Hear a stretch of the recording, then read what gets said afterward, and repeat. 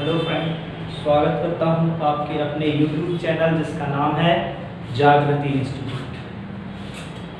तो आज मैं बात करूंगा आपके अकाउंट की सेकंड चैप्टर जिसका नाम है साझेदारी। ये हिंदी मीडियम की क्लास है, इंग्लिश मीडियम की अलग से क्लास लगेगी, बिल्कुल सेपरेट, उसका टाइम भी अलग है।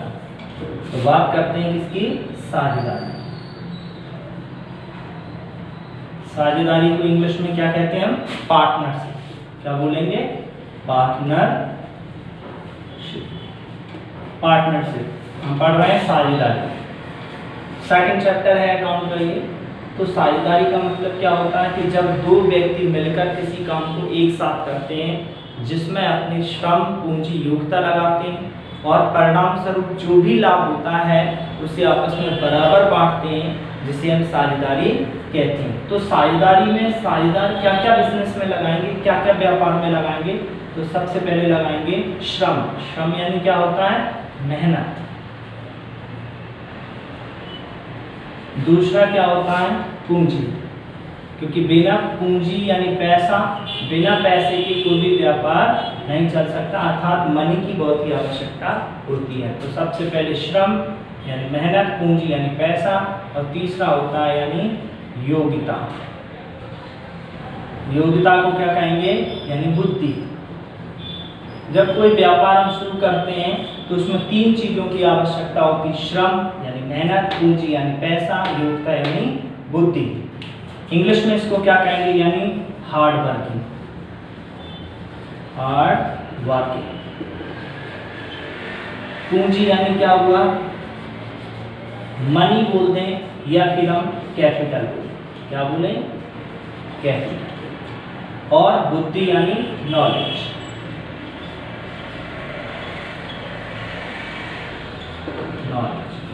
तो साझेदारी में साझेदार तीन चीजें लगाते हैं: हार्ड वर्किंग, मनी और नॉलेज। अब साझेदारी किस अधिनियम के अंतर्गत पारित होता है? तो साझेदारी का भी एक अधिनियम होता है जिसे हम कहते हैं भारतीय साझेदारी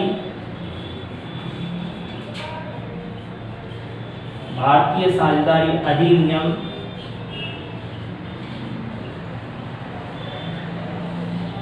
1932 की धारा 4 के अनुसार इसे प्रमाणित किया जाता है। जब कोई दो लोग मिलकर किसी काम को एक साथ करते हैं जिसे हम साझेदारी कहते हैं, लेकिन कार्य हमेशा कानूनन रूप से सही होना चाहिए। साझेदारी हम उसे नहीं कहेंगे जो चोरी करना होता है, उसे साझेदारी नहीं कहा जाता है। जैसे कि मानते हैं कि दो लोगों ने मिलकर चोरी की, एक साझेदार ने कहा कि हम चोरी करते हैं, आप बाहर हैं। चोरी 1 लाख की हुई। चोरी करने के बाद एक साझेदार दूसरे साझेदार को धोखा देता है। क्या वो दोनों चोर एक दूसरे की शिकायत कर सकते हैं? क्या नहीं कर सकते, अर्थात हम उसे साझेदारी नहीं कहेंगे। साझेदारी का मतलब है कि जब कोई काम किया जाए कानूनन रूप से वो सही हो, वैधानिक रूप से सरकार उसकी मान्यता दे, उसे हम साझेदारी कहते हैं। हमने बताया कि साझेदारी में दो या दो से अधिक व्यक्ति मिलकर किसी काम को एक साथ करें, जिसमें अपनी श्रम, पूंजी, योग्यता लगाएं और परिणाम स्वरूप जो भी लाभ हो उसे आपस में बराबर बांटें, तो उसे हम साझेदारी कहते हैं। अब बात करते हैं साझेदारी की विशेषताएं। साझेदारी की विशेषताएं। भाई विशेषताएं क्या होती हैं? भाई साझेदार में जब साझेदारी करेंगे तो उसकी विशेषताएं होती हैं। क्या विशेषताएं होती हैं? जैसे पहले, दो या दो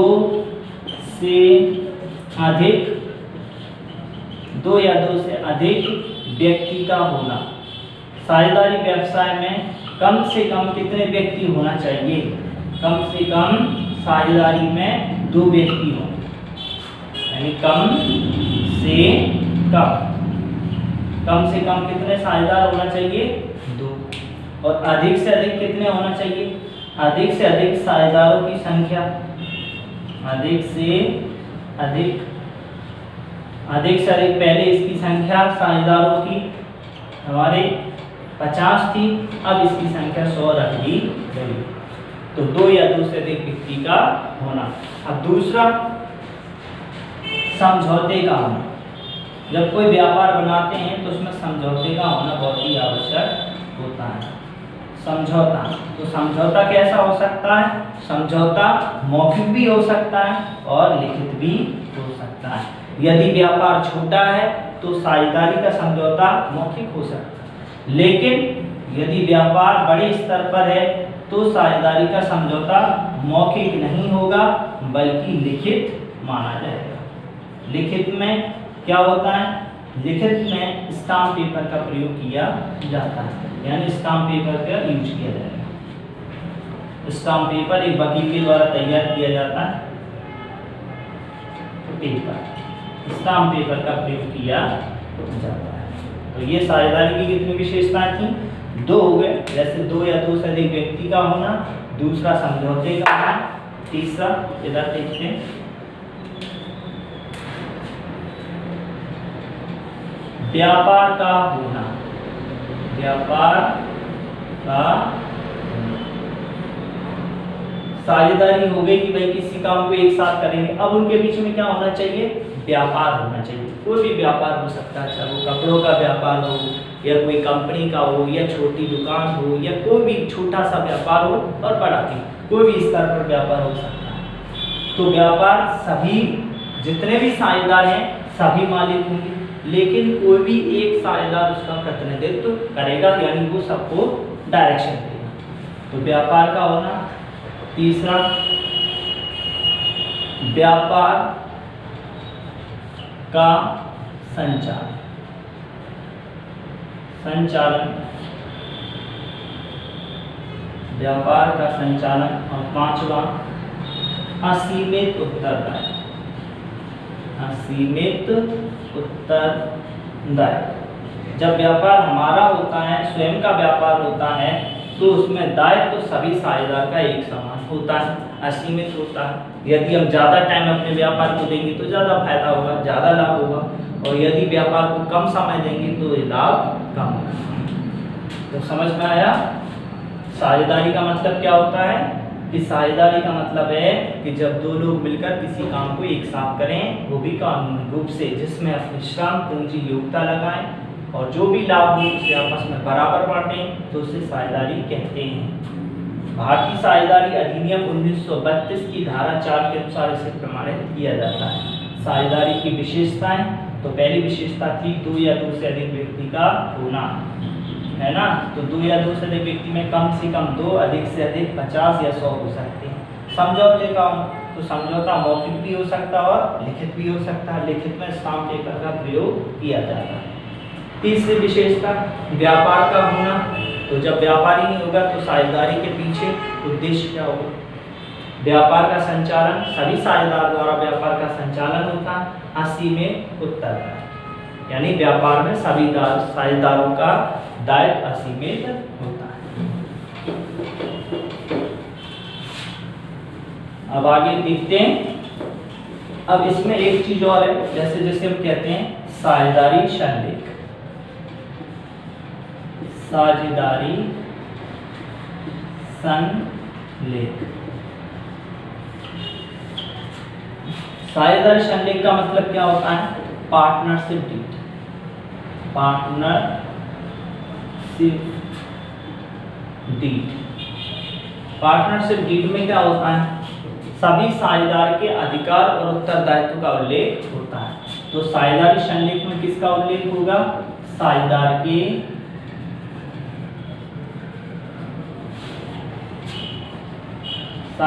के अधिकार एवं उत्तरदायित्व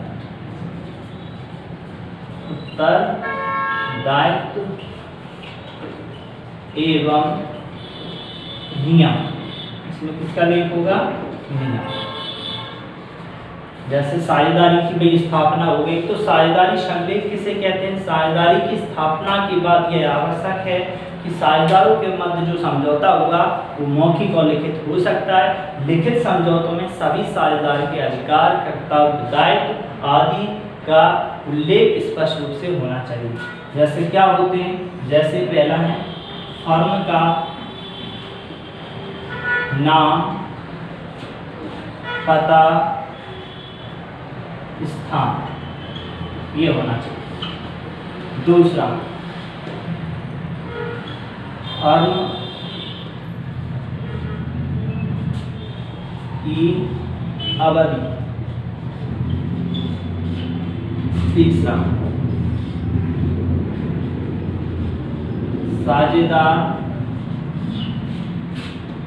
का नाम, पता, स्थान और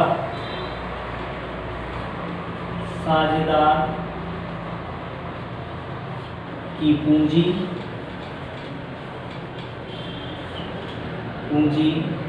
और पूंजी पर ब्याज। पूंजी पर ब्याज। तीसरा, साझेदार का आहरण एवं ब्याज।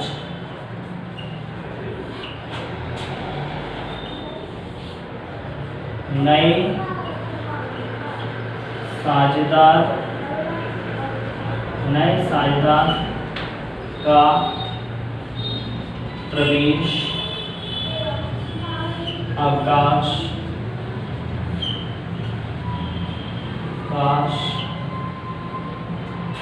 और मृत्यु। साझेदार की मृत्यु।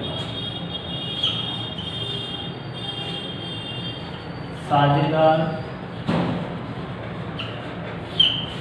का वेतन, कमीशन इत्यादि। तो इसमें साझेदारी में इन चीज़ों का रिकॉर्ड होता है। साझेदारी संलेख में इन बातों का विशेष ध्यान दिया जाता। और भी है, तो और भी ऐसे इसमें साझेदारी संलेख में 15-16 पॉइंट हैं जो कि किताब में दिए हुए, आप उनको और पढ़ सकते हो डिटेल में। ये मैंने शॉर्ट में बताया।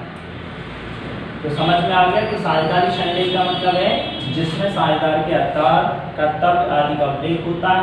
अधिकार क्या होते हैं, नियम क्या होते हैं, उल्लेख, इन चीज़ों का इसमें देखा किया जाता है। जैसे फर्म का नाम, पता, स्थान, फर्म की अवधि, साझेदार के नाम, पते, स्थान, साझेदार की पूंजी पर ब्याज, साझेदार का आहरण एवं ब्याज, नए साझेदार का प्रवेश, अवकाश और मृत्यु, साझेदार का वेतन और कमीशन इत्यादि।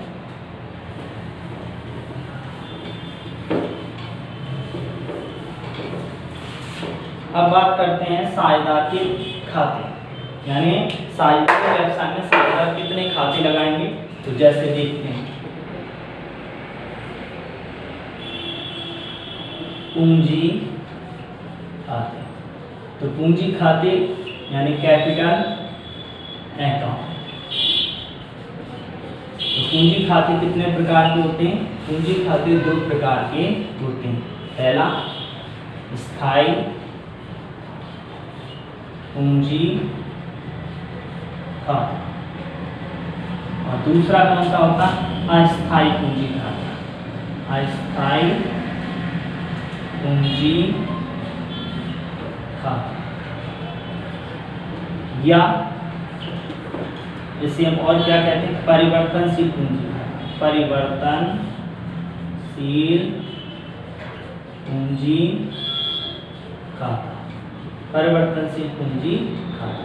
लेकिन जो स्थायी पूंजी खाता होता है वो कितने प्रकार का होता है, वो 2 प्रकार का होता है। कितने प्रकार के, 2 प्रकार के। अगर कोई बात करें कि पूंजी खाते कितने प्रकार के होते हैं, तो पूंजी खाते 2 प्रकार के होते हैं, स्थायी पूंजी खाता और अस्थायी पूंजी खाता। स्थायी पूंजी खाता कितने प्रकार का, 2 प्रकार का। पहला,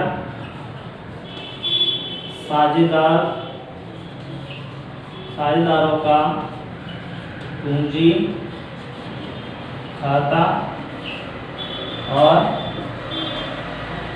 साझेदारों का चालू खाता। तो साझेदार की पूंजी खाते दो प्रकार के, स्थायी पूंजी खाता और अस्थायी पूंजी खाता। साझेदार स्थायी पूंजी खाता दो प्रकार का, साझेदारों का पूंजी खाता, साझेदारों का चालू खाता। और इसमें दो चीज़ें और हैं, जैसे नोट लगा के हमें याद रखना होता है कि आहरण, यदि कोई साझेदार व्यापार से आहरण करता है तो आहरण पर ब्याज निश्चित रूप से दिया जाता है। ब्याज निश्चित रूप से दिया जाएगा।